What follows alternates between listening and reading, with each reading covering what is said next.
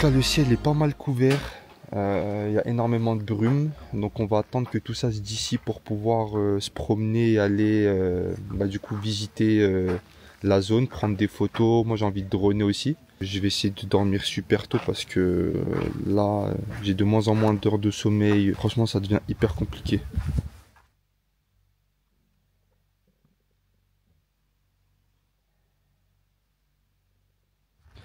Bon franchement la sieste elle nous a requinqué. Là on vient de rentrer dans le parc de Spitzkop pour pouvoir aller prendre nos photos vidéos sur le rocher qui s'appelle The Bridge. Donc un rocher vraiment connu ici par tous. Donc pour pouvoir y accéder, il faut vous rendre en fait au Spitzkop Rest Camp, qui est à la fois un campsite mais qui fait office aussi d'entrée, et c'est 130 $ namibiens par personne. Donc normalement on va se garer là-bas et ensuite on va... Salut. Comment on se retrouve? MDR c'est une famille de Français qui était avec nous à Sandwich Harbour, donc l'excursion dans les dunes de sable, le lendemain au kayak et là aujourd'hui à Spitzkop. Vous voyez comme quand on a le même itinéraire. Thank you, bye bye. You are welcome. Enjoy your day and your videos. Yes, thank you.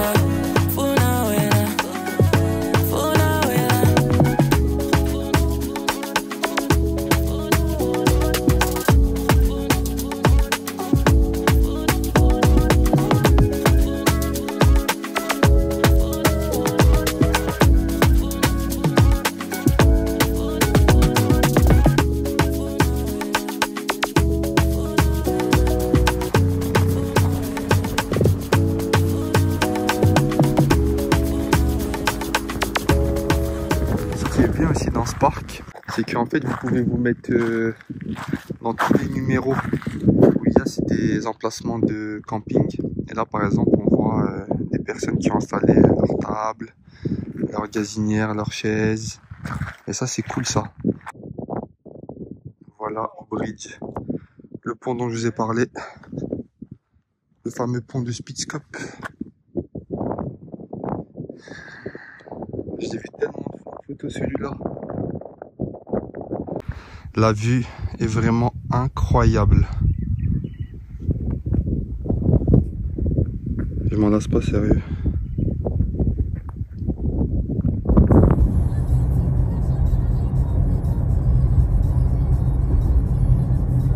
Bon, après énormément d'heures de route, on vient d'arriver dans notre camp au Madisa Camp. On vient d'installer nos tentes, donc là on va aller se doucher pendant qu'il fait encore chaud avant de pouvoir être tranquille. Du coup la réception elle est à un peu moins d'une dizaine de minutes à pied de l'autre côté. Là c'est vraiment la partie campsite pour les gens qui ont loué avec un espace privé. Juste ici en fait on a un espace douche et toilette en plein air mais privé, avec le petit coin cuisine, et en fait vers la réception il y a un autre coin camping mais pas privé du coup. Le coin a l'air d'être plutôt cool. On est dans une zone là où d'habitude il y a des éléphants, mais là apparemment comme c'est la période sèche, ils ont bougé de zone parce que forcément il n'y a pas beaucoup à manger et à boire.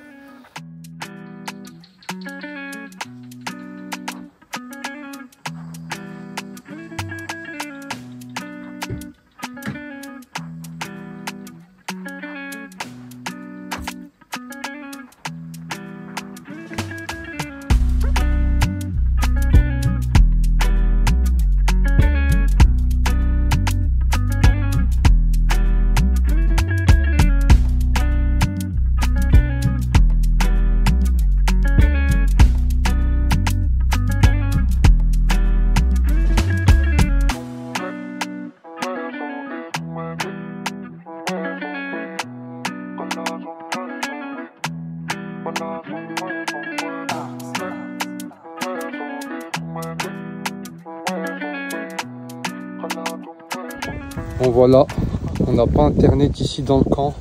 Même pas de 3G, même pas de Wi-Fi. Il faut aller jusqu'à la réception. Marcher 5 minutes. Ah, je l'éclaire avec la lampe torche là.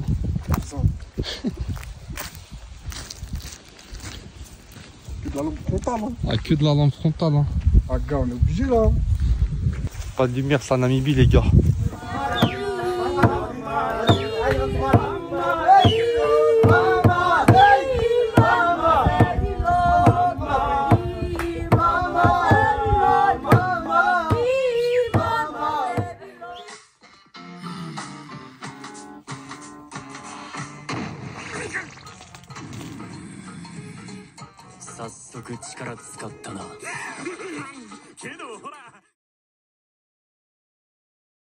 Bon les gars, petit déjeuner, dites bonjour à la caméra, il est 8h40, on chauffe de l'eau, même à l'autre bout du monde, jamais sans notre Moroccan Mint Tea, best tea in the world, petit jus d'orange, Coco Pops, beurre, confiture, céréales. Les mecs, est-ce qu'on serait pas au top quand même? Ciel bleu, il fait beau, il fait bon, alhamdoulilah les rêves vraiment. Là on vient d'arriver au lieu pour faire notre activité du jour. On va aller voir des éléphants. Apparemment ce matin ils ont roulé pendant 1h30 avant de les voir, donc là ils savent, ils sont où.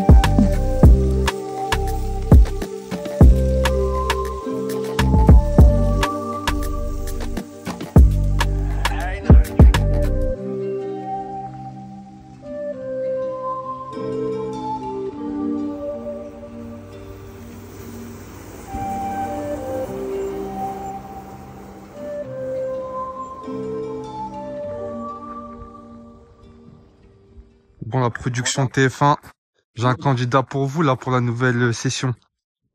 Ça, il est prêt pour Koh Lanta, les gars. Et l'homme créa le feu. Excellent ça. Mon petit feu. Pour que... Il fait pour se réchauffer. Petit thé. Ah, je vais envoyer la vidéo à la prod là. Ah, t'es un homme de Cro-Magnon, hein. Oh là là, tu sais, il manque quoi là, des chamallows?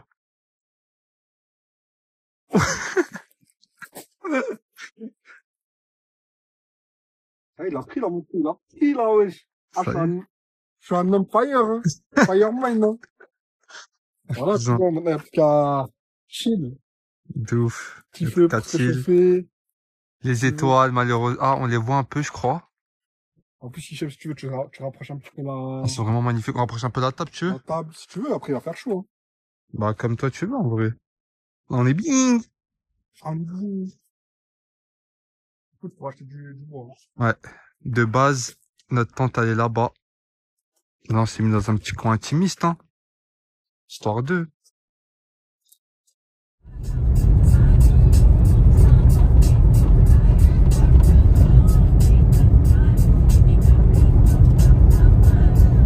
On était en train de rouler. Là, directement, Jassami, arrête-toi. Je crois avoir vu quelque chose. Une girafe. Magnifique, posée. Comme ça, devant les montagnes. Il sait pas que les girafes, ça peut charger. Fais attention quand même. Alors eux par contre je leur ai fait une sacrée passe D parce que ils étaient dans le rétro en train de bombarder, prêts à nous doubler. Ils nous ont vu s'arrêter. Je pense qu'ils se sont dit c'est bizarre, ils s'arrêtent d'un coup. En plus de ça on refait des passes D hein.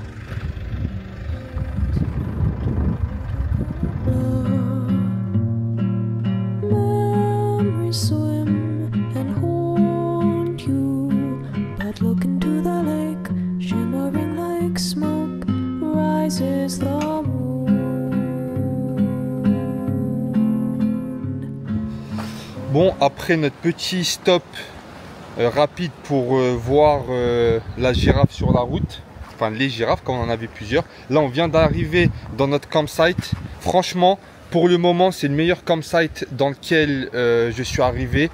C'est super lourd. Je vous montre. Alors en fait, ici, il y a la partie lodge qui est juste devant. On va y aller après, je vais vous montrer. Et ça en fait, c'est les campsites privés pour chaque personne.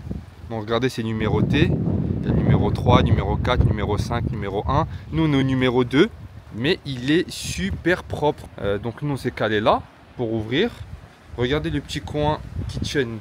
Comment il est super propre. C'est méga lourd. Hein. La petite poubelle. On a même un autre petit robinet ici si on veut. Mais moi, ce qui me choque le plus, c'est la partie sanitaire. Franchement, c'est super propre hein, comme ça. Regardez, c'est fermé à clé.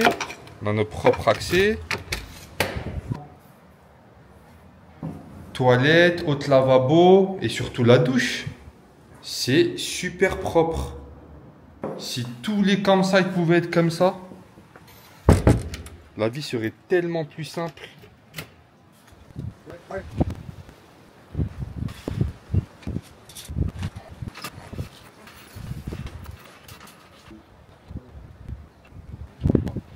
Voilà la partie lodge. Donc les lodges ont l'air d'être plutôt sympathiques.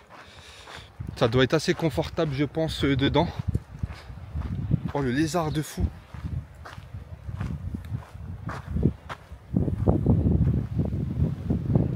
Oui. Sacré lézardos là. Hein. Apparemment il y a une deuxième piscine de ce que la dame m'a dit. Ok, ça c'est la première, ok. Donc voilà la deuxième piscine. Ok, donc c'est la même sauf que celle-ci est à l'ombre. Moi comme je vais pas me baigner, je pense que je vais me poser ici. Mais en tout cas sympa d'avoir deux pistoches. Les amis, une des choses que je kiffe ici en Namibie, c'est vraiment les couchers de soleil. Ils sont juste magnifiques. Je pense que je l'ai déjà dit, mais c'est la première fois où je vais en voyage et que en fait le ciel est aussi dégagé chaque jour. Donc en journée, le ciel est vraiment bleu, ce qui permet le soir en fait d'avoir énormément d'étoiles dans le ciel. Et franchement c'est incroyable. Là le ciel, je pourrais vraiment me poser et l'admirer pendant des heures.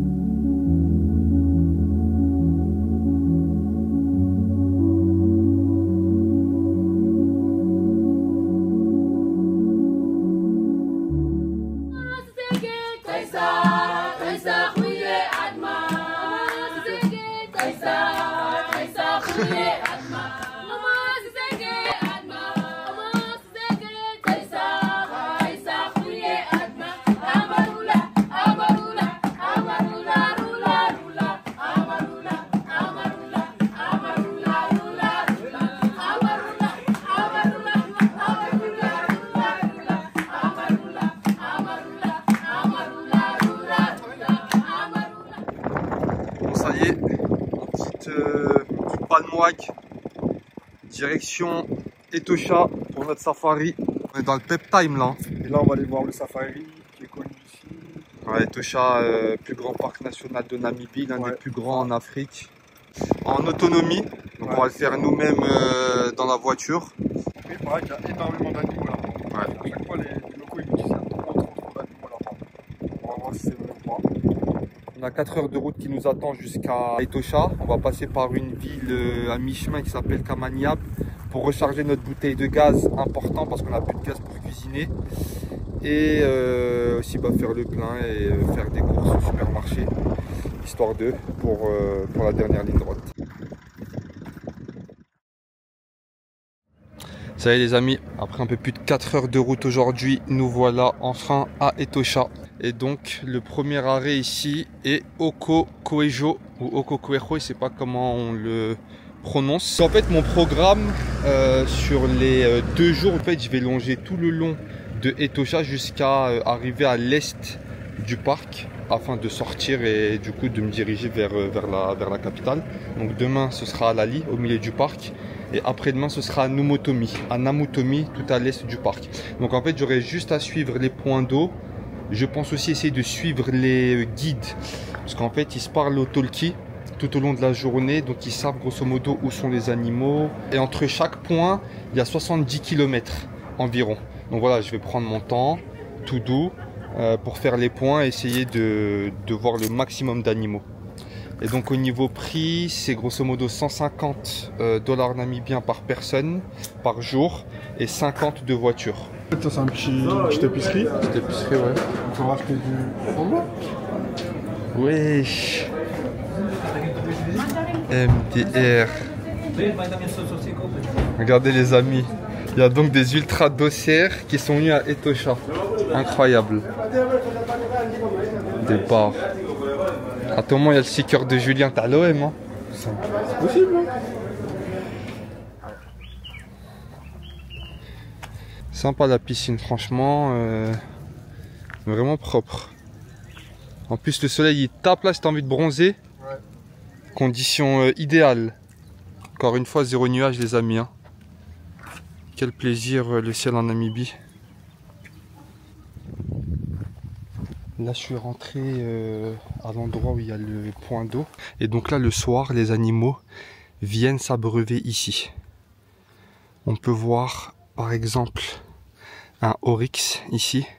Mais généralement on peut trouver des rhinocéros, des zèbres, des buffles plutôt qui viennent boire ici. Ceux qui ont pris des lodges comme ça là, ils sont au max. Donc retenez, si vous voulez avoir un joli spectacle, essayez d'avoir les lodges W. C'est ceux qui sont vraiment en face du point d'eau. En l'occurrence ici c'est le W35, 34 et ainsi de suite.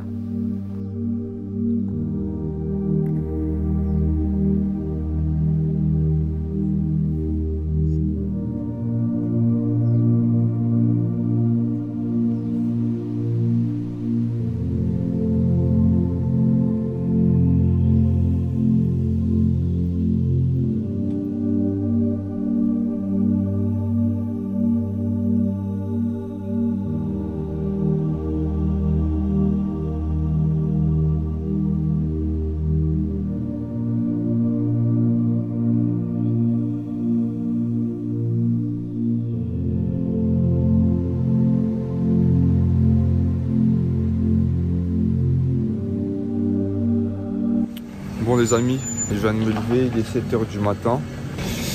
Ça a été, je crois, la pire nuit que j'ai passée, peut-être. J'ai eu trop froid. Alors que quand même j'étais couvert, mais je pense que c'était pas assez. Franchement c'était super dur, mais bon. Le sunrise là, il est juste magnifique.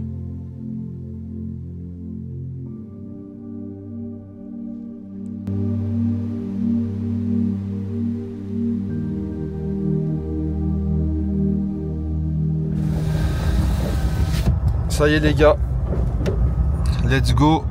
Ça on est prêt à voir les animaux, hein. Donc là, on va se diriger vers notre camp de Alali. Et en fait sur la route, on sera amené à croiser plein d'animaux. Donc va falloir ouvrir les yeux, être réceptif, être à l'affût.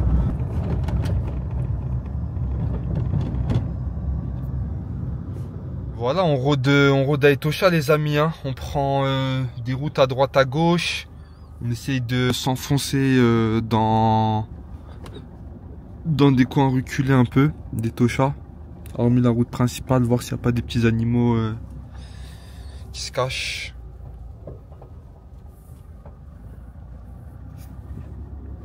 Et la règle ici, c'est qu'on ne peut pas descendre du véhicule à Etosha, étant donné qu'on est dans leur habitat naturel.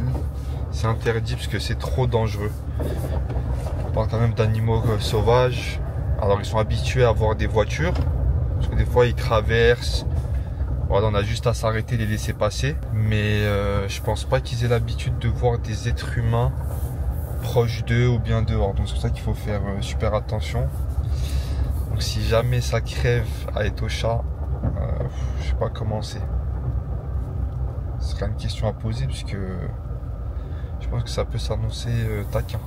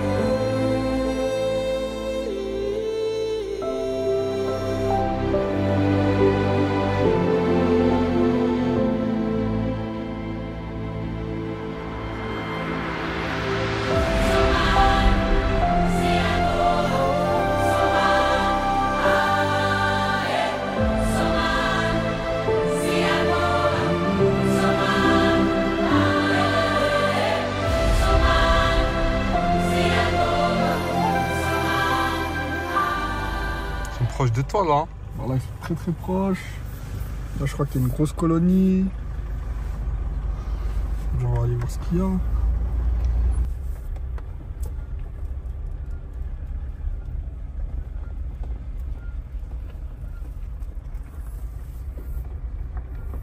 C'est blindé de zèbres ici.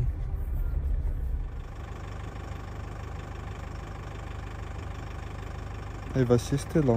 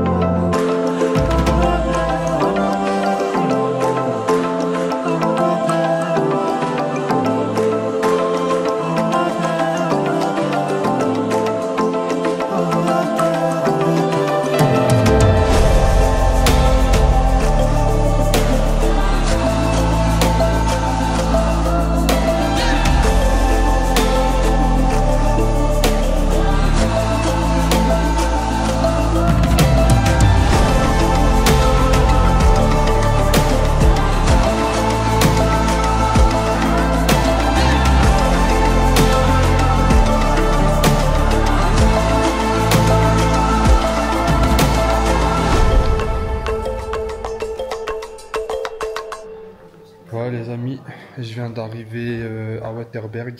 Donc l'arc Etosha est terminé. On a passé 2 jours et demi là-haut qui étaient vraiment cool. On a vu énormément d'animaux, comme vous avez pu voir, de tout.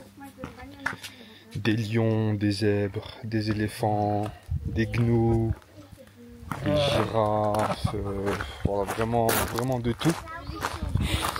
Donc voilà, franchement c'était cool cette petite partie safari. Donc là, comme j'ai dit, je suis à Waterberg, dernière activité et étape du séjour avant de rentrer à la capitale à Windhoek. Donc là, on va faire un Rhino Drive. Donc voilà, petite activité. Et derrière, on prend la route, 3h30 de route jusqu'à Windhoek. Et il nous restera la journée de demain à la capitale pour vraiment souffler avant de prendre notre vol. Et voilà, de fermer le chapitre Namibie. Bon, là on vient de descendre de la voiture qu'on a laissée tout là-bas. Et là en fait on est avec le guide. On va aller voir le rhino. J'espère qu'il va pas nous charger. Hein.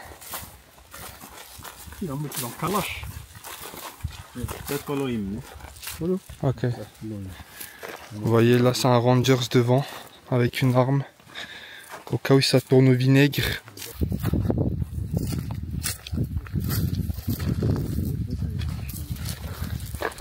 Regardez, il est juste là.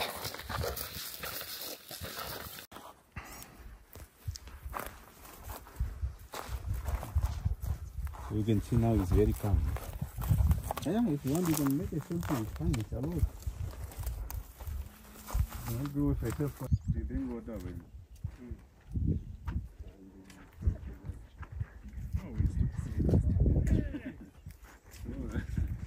Which one's following this? The bull and those other four. Oh, they were together. Les amis, ça faisait plusieurs centaines de mètres, voire 1 kilomètre qu'on marchait dans la forêt là pour faire la traque au rhino. Et là on est tombé sur toute la famille au complet. Magnifique.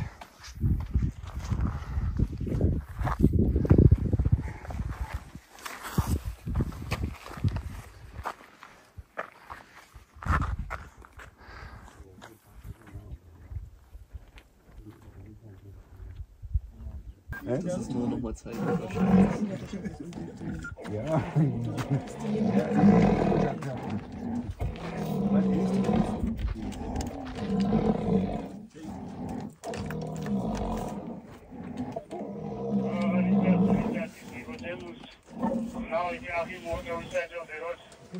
Ok les amis, nous là on était censé rentrer, mais il y a un groupe de rhinos qui ont bloqué la route et là ils sont en train de passer. La corne, mon frère.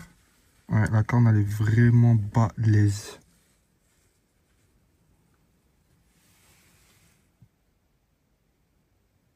Incroyable. C'est lui qui fait sa corne là à vos chiens. Hein. Ouais. Dites-nous dans les commentaires à votre avis combien ça peut coûter. Vous seriez vraiment étonné. C'est la fin des vacances.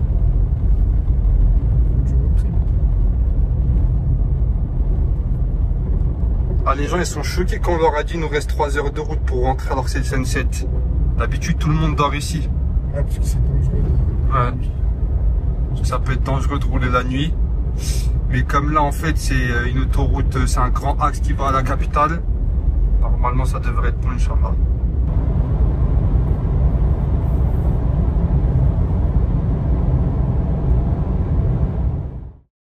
Voilà, ça y est les amis, le voyage il touche à sa fin. Ce fut 3 semaines vraiment magnifiques. Là on se dirige vers l'aéroport, on est avec le chauffeur. Petit passage avant par une Grill Lion. Très beau. Classique. Le KFC halal grosso modo ici à Windhoek. Donc on est passé prendre des burgers pour l'aéroport parce que je crois que là-bas il n'y a pas forcément des trucs qui nous plaisent. Donc voilà, en tout cas c'était lourd, franchement très beau pays. Belle surprise. Ouais, belle surprise, des paysages époustouflants qui changent constamment. J'espère que vous avez apprécié le vlog. Maintenant ça va être un bon point de départ pour faire d'autres pays en Afrique. comme le Kenya et l'Afrique du Sud qui nous intéressent. Donc voilà, restez branchés, on vous proposera du contenu rapide. Prenez soin de vous et je vous dis à plus tard.